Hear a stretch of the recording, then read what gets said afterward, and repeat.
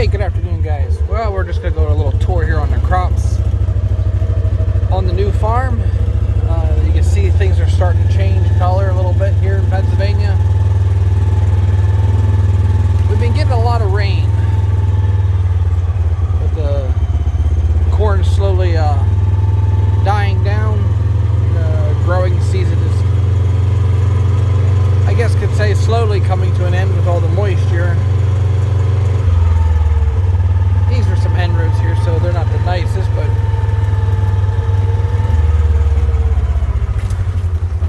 come down here a little bit on the flat.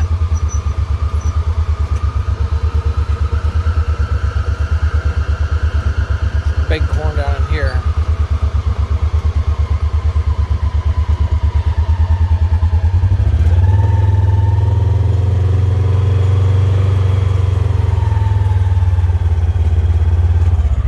This waterway here splits between the organic corn and the conventional.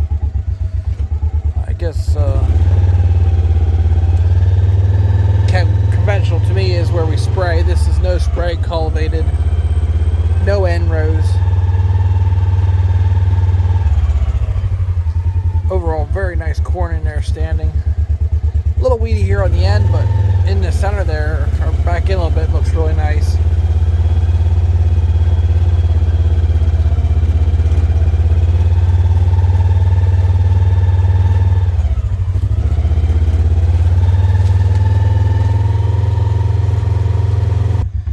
Okay, this is where these guys stopped putting tile in. We've been just getting a lot of rain, but I want to come down here and kind of show you what's going on.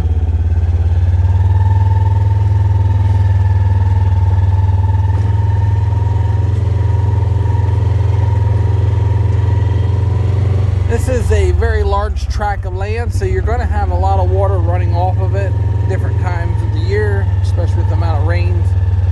Plus maybe even a spring or two.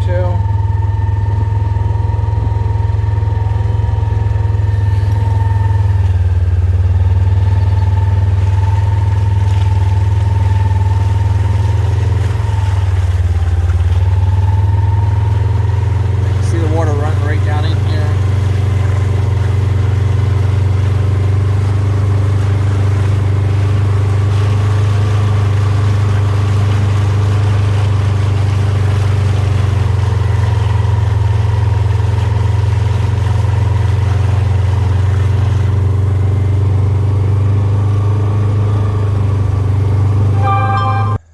Kind of give you an idea where we're at here. We're down here on the neighbor's land now, and we have a kind of an agreement here where we can tile this and dump it down in this luge or whatever you want to call it. Let's see how much water's coming out today. You can see water coming down through here pretty good. So we can get water's coming out nice and clear.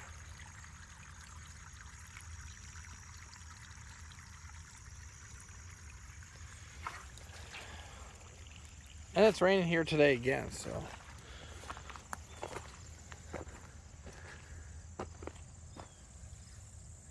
they should be back here Tuesday or Wednesday. Depends how much moisture we get here as far as getting on the fields. And keep tiling. But it's nice to see the water is coming out of the ground. So this is just the beginning stages of it, and there's a lot to be done yet. So we'll drive up here and see some more wet spots, I guess, if you want.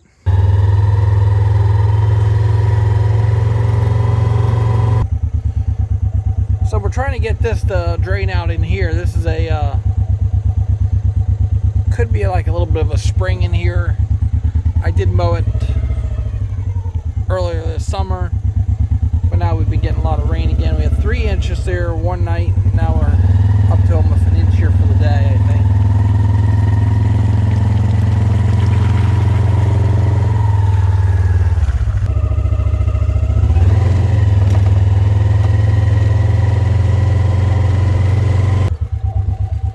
right there is where we want to come up with a tile right up through this area. You can see the water laying on top.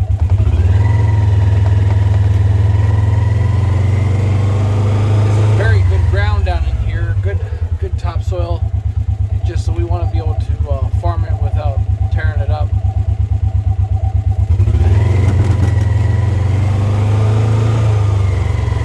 There you can see the 6-inch and 4-inch tile.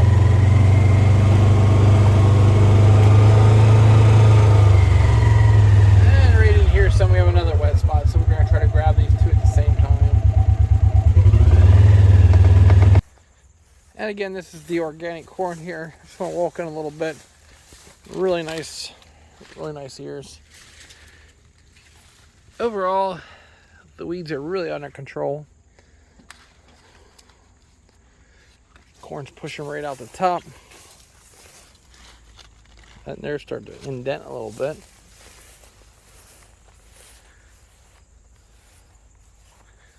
We'll go up here and look at the other field here. Okay, we're down here where this was sprayed and stuff. No-tilled in his farm. Really nice corn this year for this area. Last year they went through a pretty hard drought. The yields were pretty good. You got last year too, according to some of the other farmers, and but I think we're on a very nice bumper crop here for 2021. Just starting to rain again, and I want to turn around here and go back up to the barn here. Little update here on the grain system. They're coming Wednesday, and we're going to get this dryer up here and running. See what we need as far as motors to kind of limp along. And the reason why we're doing this, because stuff is not really available for purchase here for 2021. The grain bin companies are really trying to catch up from the big storm that hit last year in the Midwest. Knocked out a lot of grain systems and stuff like that. So here in the East Coast, stuff is just hard to get. And especially with a good year this year with crops, everybody's trying to upgrade their bin systems, add bins, and so I'm working with GSI grain systems, and I think there's another company coming here too on Wednesday to see if we can get this stuff up and running and decide how we want to lay it out and make it a little bit nicer for trailer trucks to come around here and stuff like that. So there'll be videos as we start working on the grain bins here, probably the following week. They're just trying to finish up a job not too far from this farm. And we'll go up here and talk about a little bit more where our site is. And we do have a guy that gave us a very good quote to pour walls here in the new barn across the road there.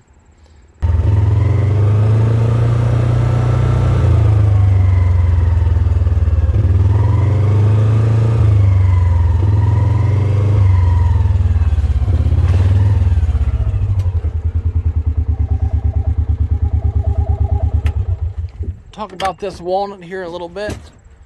We did sell it to a buyer. He kind of wanted these bees removed, and in the short clip there the other day, you seen the guy was using a chainsaw to cut them and trying to free them here a little bit. It almost looks like there must be a queen still in here somewhere.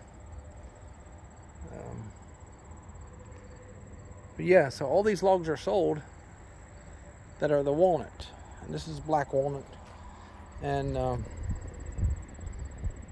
you can see how he wants them trimmed up a little bit. But now the bees are just getting a little bit more irritated that I'm here. But he wasn't afraid to work with them. There was a lot of honeycomb in there, and you can see he just ran a saw right down through there, and not too many bees got hurt in the process.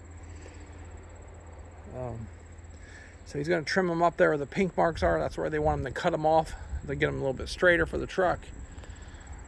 Over here they did get a couple nice big logs. But yes, the price of walnut is very high right now. I was really shocked when they wrote the check out there the other week for these pieces. These are probably the nicer 3 of the logs.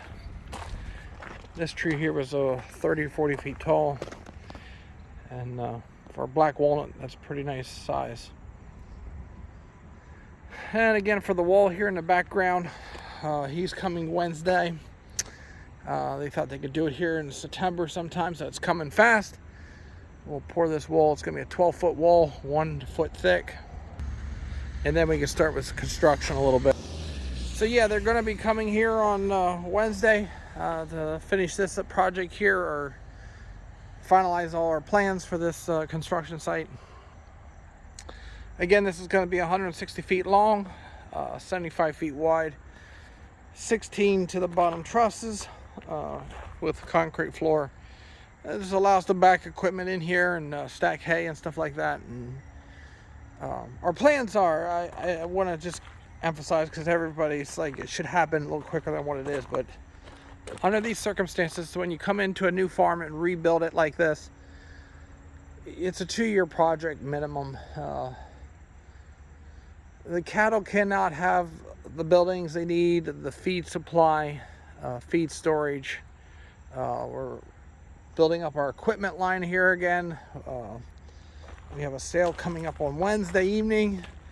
There's a lot of good tillage equipment and stuff like that, and we might even look into buying another triaxle, a triaxle, so to haul in stone for these projects, because every time I bring a truckload of stone in, it's about $460, and a lot of it's trucking. So with my commercial CDL, and I could haul my own stuff like that, and then we can use it for hauling corn and byproducts in to feed the beef cattle. Again, the beef barn, we would love to have that started by now. Again, the price of lumber is coming down, but just with this price of walnut, it was unreal how crazy it was. So the construction equipment is going to stay here for a while yet. Hopefully we can start with that process of digging the foundation out. I've been doing a lot of research on the next beef barn, and we want to do a pit in the front and then pen pack in the back. A lot of you guys have been following me for a while. You see my other beef operation. That was pen pack with a scrape out of the way. Wintertime, we had way too much liquid manure to deal with. So with the pit, will give us an option to spread some liquid manure and pen pack. The size of the barn isn't up in the air yet. I would like to shoot for 500 head. I have an idea what it looks like and how big it is, but I do my own drawings and stuff like that as far as designs, and then when we do find a contractor to work with, I give them my drawings and stuff that way I want it. This is a barn that's going to be here for a long time. Working with cattle, you want it to be able to work for you, not make your jobs harder any rest of the year. This year we will not be doing any corn fodder baling, I don't think. There's no storage for that at this moment. We'll just work along with the 2 farmers that are working with me. As far as harvest and stuff like that, you'll see a lot of tillage videos in that, with after the combine comes through, trying to decide how we can handle best the residue for this year. We do have a problem here with a lot of residue, and we're trying to eliminate that problem. And once we get in up and running cattle, where we can bale the corn fodder off and then break the manure, the organic matter down a little bit, then we can reuse it, put it back on us for fertilizer. So yeah, everything's been going pretty good in this process, but I'm a kind of guy I like it done right away. So our plans are to dry corn here this year with this system. So we want that dryer up and running once and see how everything works. I got to call PP&L to put in the meter. We have the meter box over there and everything's ready to go. And that way he's going to come up in and check to see what fans are running, what needs to be replaced, augers and stuff like that, to kind of, in a nice way of saying limp along until we can actually start new construction with the bins. And we are going to put a leg up. A lot of this stuff we have to go for the future, for growth. Learning from my first farm, this is my second farm, you know, kind of things that we didn't see right away, but now here we're in a large acreage, over 300 plus acres. For this area is a pretty good sized farm. We're looking to pick up some more ground eventually, and but right now we just need to get the farm ready to get up and running with the cattle business. Our clientele is constantly looking for more beef and stuff like that, so we need to get this thing up and running. We've been working on the 3 rental houses. They all are rented out. The white one there, we just built a brand new garage. You can check those videos out. The guy in the middle, he's retired, and this guy here is a younger guy in the big farmhouse.